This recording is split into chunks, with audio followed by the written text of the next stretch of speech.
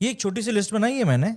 ना रबाड़ा है, ना नॉर्गे है, ना शामसी है, ना Miller, Stubbs, Linde, 14, Mulder, Muthusamy, Rickelton, Dussen, कोई भी नहीं है।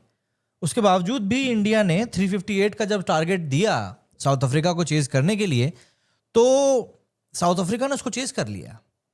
एक उसका आप कारण ये भी बता सकते हैं कि हमारे जो प्रसिद्ध कृष्णा जी हैं, उन्होंने बहुत ही उम्दा बॉलिंग करी, बहुत शानदार बॉलिंग करी। मतलब 10 की इकोनॉमी से उन्होंने रन बनाए, ऐसा लग रहा है। क्योंकि 80 रन जब एक बैट्समैन बनाता था वाकई में अच्छा लगता है, लेकिन जब एक गेंदबाज देता है तो बहुत दुख होता है। प्रसिद्ध कृष्णा को लेकर अब ये बात भी एक सोशल मीडिया पर चल रही है कि एक बार एक टीम को जीतने के लिए आखिरी ओवर में 40 रन चाहिए थे। प्रसिद्ध कृष्णा आखिरी ओवर डालने के लिए गए और वो टीम 4 रनों से उस मैच को हार गई। प्रसिद्ध कृष्णा ने वाकई में बहुत अच्छी गेंदबाजी करी है, लेकिन क्या भारत वाकई में सिर्फ इतने में ही सेटिस्फाई कर सकता है? क्या ये सवाल नहीं बनता कि इस समय पर जब भारत की बॉलिंग इतनी कमजोर दिखाई पड़ रही है तो शमी कहाँ है?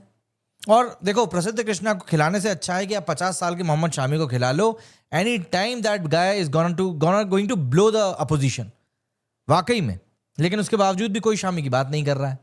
भारत ने 359 का लक्ष्य दिया था, 2 शतक जड़े, विराट कोहली का 53वां, ऋतुराज का करियर का पहला, और उसके बावजूद भी हार गए। सवाल सिर्फ एक ही है कि आखिर गलती मैदान में हुई या फिर दिमाग में हुई, और ये गलती कितनी खतरनाक है, वाकई में ये चीज समझना बहुत जरूरी है। दोस्तों, 358 रन बनाकर हार जाना ये स्कोर नहीं बल्कि सिस्टम का पूरा पूरा फेलियर है। दक्षिण अफ्रीका ने चेज नहीं किया, बल्कि उन्होंने भारत को सिखाया कि सिर्फ रन बनाने से जीत नहीं आती, बल्कि बॉलिंग चाहिए, हिम्मत चाहिए और सबसे बड़ी बात है कि स्ट्रैटेजी चाहिए। लेकिन रायपुर में ये तीनों ही चीजें गायब रहीं। केएल राहुल ने मैच के बाद कहा कि बहुत ज्यादा ओस थी इसलिए हार गए। लेकिन सवाल सिर्फ एक है कि ओस क्या सिर्फ एक तरफ पड़ती है, या सिर्फ 20वें ओवर लगातार टॉस हारने की स्किल भी टीम मैनेजमेंट की रणनीति का ही हिस्सा है? असल बात यह है कि हमने टॉस नहीं हारा, बल्कि हम लोगों ने दिमाग ही हार दिया है। हमने मैच नहीं हारा, बल्कि हम लोगों ने योजना हार दी। राहुल खुद मान रहे हैं कि 350 प्लस के बावजूद भी 20 से 30 रन कम थे। मतलब आप ये 360 भी बना लें, 390 भी, जब बॉलिंग के ये हाल हों तो फिर ऑब्वियस सी बात है आप कितने ही रन बना लें, वो तो बेकार ही रहता है। दरअसल 40वें ओवर तक भारत का स्कोर ऐसा लग रहा था कि 370, 300, 400 करीब बन जाएगा। 39th ओवर तक इंडिया का स्कोर 284 था और लग रहा था कि भाई अच्छा, मतलब आखिरी 11 ओवर में इन लोगों ने सिर्फ 74 रन बनाए। मोमेंटम उसी जगह गिरा जहां मैच जीतने का असली काम होता है। आखिरी के 5 ओवर में आए सिर्फ 41 रन। मतलब ओडीआई के नाम पर वहां पर केएल राहुल, जडेजा, इन लोगों ने नेट प्रैक्टिस कर ली। और ये सब तब हुआ है जब हार्दिक पांड्या नहीं है, अक्षर पटेल को रेस्ट दिया गया है। जडेजा और वाशिंगटन सुंदर मतलब फिनिशर बन गए। जडेजा ने 27 बॉलों में 24 रन बनाए, सुंदर ने 8 बॉलों पर 1 रन बनाया। एक तरीके से देखा जाए तो इन दोनों ने मिलकर 5 ओवर से भी ज्यादा बॉलें खेली और रन बनाए सिर्फ और सिर्फ 25। ये एंड ओवर बैटिंग नहीं थी, बल्कि मैच को फेंकने का एक टेम्पलेट था। दुनिया देख रही थी कि भारत का फिनिशिंग डिपार्टमेंट आधा नहीं बल्कि पूरा का पूरा टूटा हुआ है। दोस्तों, दक्षिण अफ्रीका की बैटिंग देखिए। माकरम 110, ब्रेट्सकी 68, ब्रेविस 54, और भारत की गेंदबाजी, एक भी ओवर ऐसा नहीं आया जहां साउथ अफ्रीका रुक जाए। ना स्विंग दिखी, ना सीम दिखा, ना पेस दिखा, ना प्लान दिखा। जैसे बॉल हाथ से छूट ही नहीं पा रही थी सही तरीके से। एंड क्लाइमैक्स जब आया, जब प्रसिद्ध और कुलदीप बार बार अंपायर से कह रहे थे कि भैया बॉल बदलो बॉल के लिए, बॉल बदलो बॉल के लिए। ये ओडीआई है, यहाँ मासूमों का मतलब गार्डन, किंडरगार्टन नहीं है कि आपकी बात को मान लिया जाएगा। हमने दूसरी गेंद 34वें ओवर तक हाथ में लिए बिना ही खेल दी। नया ओडीआई रूल हमारे खिलाफ चला और साउथ अफ्रीका के लिए जैकपॉट बन गया। एंड यहां पर सबसे बड़ी बात, रूल बदल गया है पर गेंदबाजी की सोच आज भी 2015 की धूल से बाहर नहीं निकल पाई है। मतलब बुमराह नहीं, सिराज नहीं, शामी नहीं, आप उम्मीद किससे कर रहे हो? अटैक लीडिंग कौन कर रहा था? प्रसिद्ध कृष्णा, हर्षित राणा, वाशिंगटन सुंदर, अर्शदीप सिंह, एंड सामने थे माकरम, ब्रेविस। मतलब मेरे को समझ में नहीं आया कि ये लोग क्या चाह रहे थे। और ये मैच नहीं बल्कि ये टोटल सिलेक्शन ब्लंडर था। आकाश चोपड़ा ने सही सवाल किया कि मोहम्मद सिराज कहाँ है? सिराज जिसने 21 से 24 में सबसे ज्यादा ओडीआई विकेट लिए, वो बेंच की शोभा आखिर क्यों बढ़ा रहा है? टीम मैनेजमेंट का लॉजिक क्या है? कोई इस बात का जवाब नहीं दे सकता। शामी बाहर है, सिराज बाहर है, बुमराह को रेस्ट दे दिया और फिर बोलते हैं कि ओस बहुत थी। प्रॉब्लम यहां पर ही सिंपल खत्म नहीं हो जाती। दरअसल रैंडम एक्सपेरिमेंटेशन यहां पर सबसे बड़ी प्रॉब्लम बन चुका है, सबसे बड़ी प्रॉब्लम।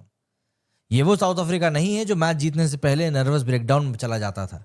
ये WTC चैंपियंस वाला साउथ अफ्रीका है जो कि जानता है कि टारगेट अगर बड़ा हो तो चेज मुझे किस तरीके से करना है। ये इनका जो कॉन्फिडेंस है ना, ये हमारे कॉन्फिडेंस को चबा कर खा रहा है। 195 रन की पार्टनरशिप के बावजूद भी भारत पावरलेस हो गया, क्योंकि साउथ अफ्रीका ने एक मैसेज भेजा कि याद रखो इंडिया, आज ओडीआई क्रिकेट में हम उतने कमजोर नहीं, बल्कि हम तुमसे ज्यादा क्लिनिकल हैं। दोस्तों, 2 कैच छूटे, 2 रनआउट मौके गए, ग्राउंड फील्डिंग इतनी घटिया थी कि पूछिए मत, फील्डिंग कोच से सवाल करने चाहिए। मतलब ये वाकई में टीम इंडिया है या फिर leaning tower of lazy fielders, समझने वाली बात है। इंडिया का फॉर्मूला, बैटिंग से मैच को सेट करो, बॉलिंग से मैच को फेंक दो। और ऐसा नहीं है कि हम सिर्फ इसी मैच में घटिया खेले, हम पिछले मैच में भी हमारी बॉलिंग घटिया थी, तब भी 350 रन बनाने के बाद में हम कुछ बमुश्किल 17 या 18 रन से ही मैच को बचा पाए थे। ये ओडीआई क्रिकेट के लिए सबसे खतरनाक सिम्टम भी है और इंडिया के लिए सबसे बड़ी वार्निंग। 360 रन बनाकर भी जीत नहीं सके तो 300 बनाकर आखिर क्या ही करोगे? शुक्र मनाओ 300 बना लिए, 360 बना लिए थे, वरना और बड़ी बेइज्जती होती। केएल राहुल ने कहा 350 looks good but not enough. भैया 360 भी नॉट इनफ था तो फिर साउथ अफ्रीका क्या कर रही है? हर साल 350 चेज करके बिना चिल्लाए घर चली जाती।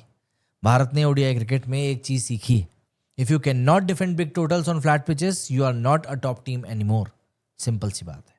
ये मैच था मैनेजमेंट वर्सेस अकाउंटेबिलिटी का और मैनेजमेंट फिर भी उनसे हार गई। Wrong team selection, no proper finisher, no dead bowling plan, no fielding intensity, no backup strategy for dew, no experience pacer, no game awareness. ये हाल केएल राहुल की नहीं है, बल्कि ये हार पूरे सिस्टम की है, मैनेजमेंट की है। साउथ अफ्रीका मोमेंटम पर है, तीसरे ओडीआई में भी न जाने क्या हो। इंडिया इस समय कंफ्यूजन में है एंड विशाखापट्टनम डिसाइडर बन चुका है।